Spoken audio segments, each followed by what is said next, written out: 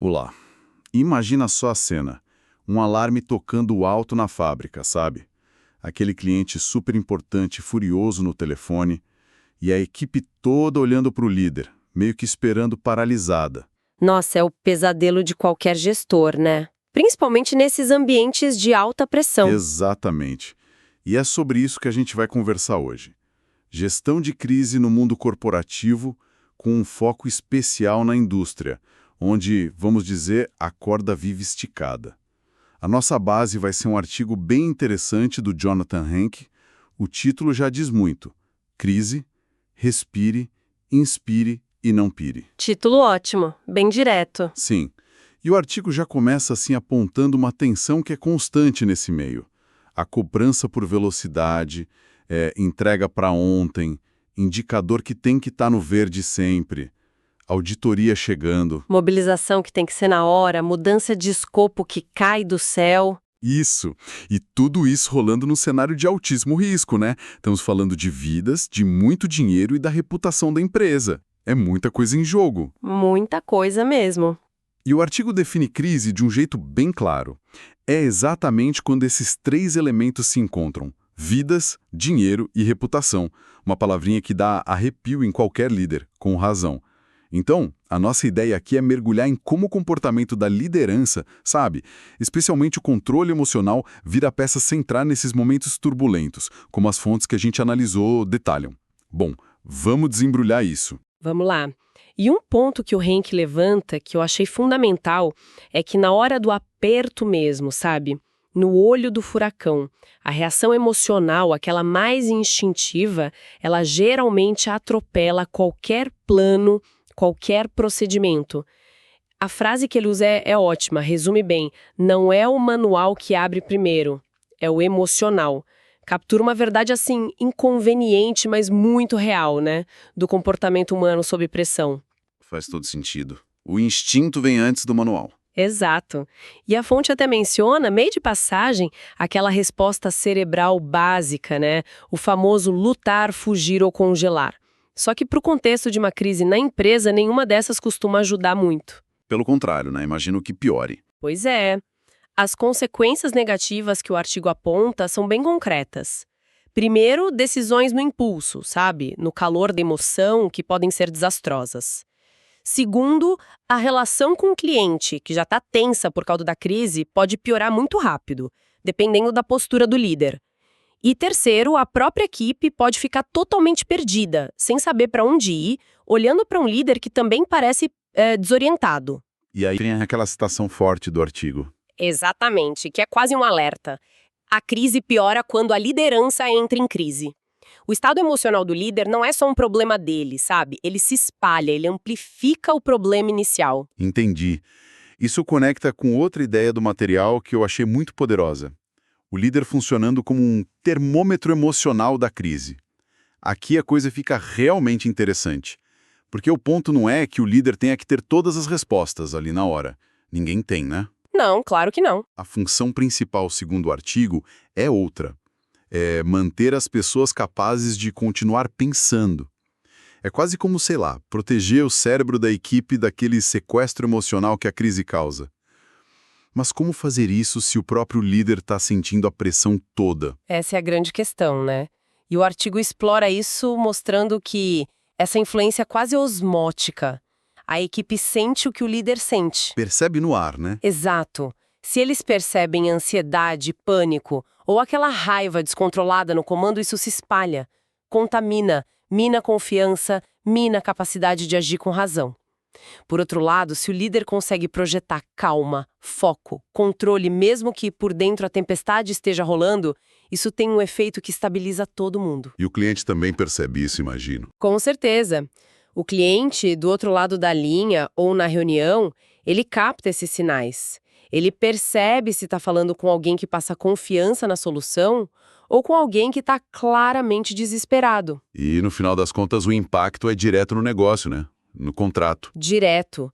A perda de controle emocional do líder pode levar a promessas que não dá para cumprir, feitas no desespero, a comunicações desastradas, que só inflamam mais o cliente. Ou decisões internas erradas. Exato.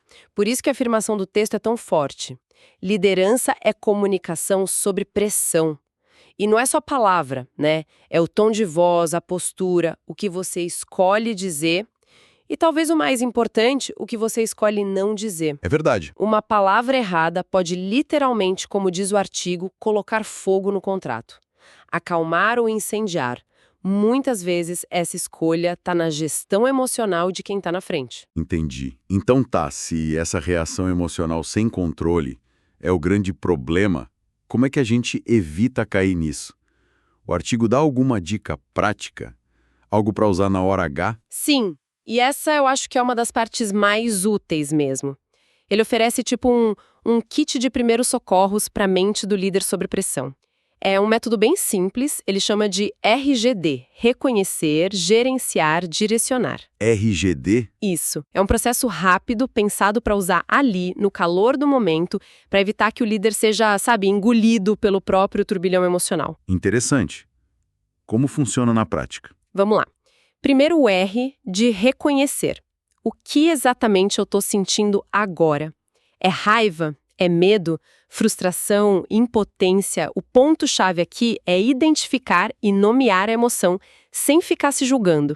É um passo de autoconsciência mesmo. Não dá para gerenciar o que você nem percebe que está sentindo, né? Certo. Primeiro identificar. E o G? O G é de gerenciar. Ok, reconheci a emoção. Agora, o que eu preciso fazer aqui e agora para não explodir, para não ter aquela reação impulsiva que vai piorar tudo? Talvez, sei lá, respirar a fundo 3 vezes. Sair da sala 1 minuto. Exato, pedir licença e sair rapidinho, contar até 10 antes de responder. É achar uma micropausa, um jeito rápido de interromper aquele curto-circuito emocional e conseguir escolher a reação em vez de ser dominado por ela. Faz sentido. E o D? E o terceiro passo, D, é direcionar. Como eu pego a energia dessa emoção, porque emoção é energia, né? E canalizo para uma ação útil construtiva. Como eu transformo o medo em planejamento de contingência, como eu uso a frustração para me dar gás para buscar uma solução diferente. Sim. É direcionar essa energia para resolver o problema, em vez de ficar atacando os outros ou se lamentando. É transformar o estado interno em ação externa que produza resultado. GD, reconhecer, gerenciar, direcionar. Parece simples falando assim, mas imagino que fazer isso sob pressão seja o grande desafio. E tem uma frase no material que me marcou nesse sentido. Emoção não se controla. Reação, sim. Você pode explicar um pouco mais isso? Essa distinção é, olha, fundamental e até tira um peso das costas, viu? A ideia é que sentir medo, raiva, ansiedade numa crise não é falha de caráter, não é falta de preparo. São respostas humanas, biológicas, normais diante de uma ameaça, né? Seja o negócio, a segurança, o que for. É inevitável sentir. Exato. Tentar não sentir a emoção é brigar com a própria natureza, é frustrante. O que o artigo argumenta é que o foco não tem que ser em reprimir a emoção, mas em gerenciar a reação que a gente tem a ela. A emoção é o alarme de incêndio. A reação é decidir se você joga água ou gasolina no fogo. Boa analogia. Então, a habilidade principal que o líder precisa desenvolver não é ser um robô sem emoção, mas conseguir colocar uma fração de segundo de consciência entre o sentir e o agir. É nesse espacinho que está a escolha da reação. E é essa escolha que evita que a emoção crua do líder contamine o ambiente todo, desoriente a equipe e, como a gente falou, piore ainda mais a crise. Por isso, gerenciar a própria reação vira a competência de liderança mais crítica no olho do furacão. Faz todo sentido. Se essa capacidade de gerenciar a reação é tão crucial, como é que a gente desenvolve isso? Não parece ser algo que se aprende num cursinho rápido, né? Isso me leva a outro ponto que o artigo bate bastante na tecla, o autocuidado. A gente geralmente pensa nisso como algo pessoal, né? Talvez até um luxo. Mas o texto coloca de um jeito bem diferente, quase como um EPI, um equipamento de proteção. Exatamente. O artigo usa a expressão estratégia de segurança. É É muito forte isso. Ele tira o autocuidado, pode ser terapia, apoio psicológico, praticar mindfulness, autoconhecimento, ou até coisas mais simples, como ter hobbies, descansar de verdade. Ele tira da caixinha do seria bom ter e coloca na do é essencial ter, estrategicamente falando. A lógica que ele apresenta é meio dura, mas é clara. Quem não cuida da própria mente, descarga no próximo. Direto ao ponto. Bem direto. A ideia é que um líder que vive estressado, esgotado, sem ter como aliviar a pressão do dia a dia de forma saudável, ele vai, inevitavelmente, transbordar isso no trabalho. A impaciência vira grosseria, a pressão por resultado vira assédio, a falta de clareza interna vira comunicação confusa. O próprio líder acaba virando um fator de risco. E quais seriam os custos de não cuidar disso, segundo o artigo? Principalmente nesse ambiente industrial que a gente está focando, onde os riscos já são tão altos por natureza. Os custos que ele aponta são altíssimos e bem concretos, viu? Nada de coisa soft, abstrata. O artigo menciona especificamente relações de trabalho que se quebram, criando um clima péssimo, tóxico mesmo. Equipes que ficam desengajadas, sabe? Fazendo só o mínimo para não dar problema. Aumento da rotatividade do turnover, que significa perder gente boa e gastar mais para contratar e treinar de novo. E, no cenário mais grave, que infelizmente não é tão raro na indústria, um aumento no risco de erros e até de acidentes de trabalho mesmo. Pensa num líder estressado, desatento, pressionando demais a equipe por velocidade, talvez ignorando um procedimento de segurança. As consequências podem ser trágicas. Nossa, pesado. Muito, então, quando a gente conecta essa falta de autocuidado do líder com aqueles riscos iniciais da crise, vidas, dinheiro e reputação, fica muito claro por que o artigo trata isso como estratégia de segurança. A saúde mental e emocional de quem lidera não é um assunto privado, sabe? Ela impacta diretamente a segurança da operação, a saúde financeira e a imagem da empresa. Ignorar isso, na prática, é ignorar a gestão de riscos do negócio. E o cenário de hoje parece deixar essa necessidade de autocuidado e controle ainda mais urgente, né? O artigo descreve um momento bem desafiador para a liderança na indústria. Sim, ele pinta um quadro de quase uma tempestade perfeita. É uma lista de pressões que vem de todos os lados, ao mesmo tempo. Primeiro, aquela pressão constante por resultado financeiro e operacional máximo, né? Muitas vezes com equipes menores, ou seja, fazer mais com menos. Sim. A realidade de muitos lugares. Exato. Segundo, clientes que, no geral, estão mais impacientes, mais exigentes, com menos tolerância para falha. Terceiro, os riscos da operação em si, que são altos em muitas indústrias, química, construção, mineração, continuam lá ou até aumentam. Quarto, as equipes de hoje, né? Pessoas que vêm de um período pós-pandemia, muitas vezes mais ansiosas, mais sensíveis emocionalmente, buscando mais propósito também. E quinto, um ambiente de mudança constante, acelerada. Tecnologia nova, processo que muda, mercado que vira. Ufa, é muita coisa junta. Muita coisa. A expressão que o texto usa para descrever o líder nesse meio é perfeita. Ele está no centro de múltiplas crises simultâneas. Não é mais uma crise por vez, são várias frentes de pressão batendo ao mesmo tempo. Complicado. E diante disso tudo que não parece que vai melhorar tão cedo, o artigo tenta desenhar um perfil, né, do líder que não só sobrevive, mas que consegue guiar a equipe nesse caos. Exato. Ele traça um perfil do que seria o líder do futuro nesse contexto. E as características listadas são basicamente um resumo do que a gente veio conversando. Primeiro, e talvez o mais importante de todos, ser equilibrado emocionalmente. É o que amarra tudo. Sem isso, o resto fica difícil. Segundo, ser protagonista, não vítima. É assumir a responsa pela situação e focar na solução, não em achar culpado ou ficar reclamando. Atitude fundamental. Terceiro, comunicação simples e clara, principalmente sob pressão, sem enrolação, direto ao ponto, honesto. Quarto, ser criativo para resolver problema. Nesses cenários complexos, com recurso limitado, pensar fora da caixa é crucial. Quinto, ser um cuidador de pessoas. Entender que a equipe é o seu maior ativo e cuidar do bem-estar deles mesmo e principalmente na dificuldade é chave para manter o pessoal engajado e resiliente. E sexto, estar preparado para antecipar crises. Usar a experiência, analisar dados para identificar risco e agir antes, não só depois que a bomba estourou. É um perfil bem completo, bem exigente, e tem uma conclusão no artigo sobre isso que me pareceu quase uma cutucada no jeito tradicional de pensar das empresas. Sim, é uma conclusão forte mesmo e que meio que inverte a lógica comum, né? Aquela focada só em habilidade técnica, em hard skill. O artigo fecha essa parte dizendo assim: o futuro não pertence a quem domina processos, pertence a quem domina a si mesmo. Uau! Forte. É uma afirmação ousada.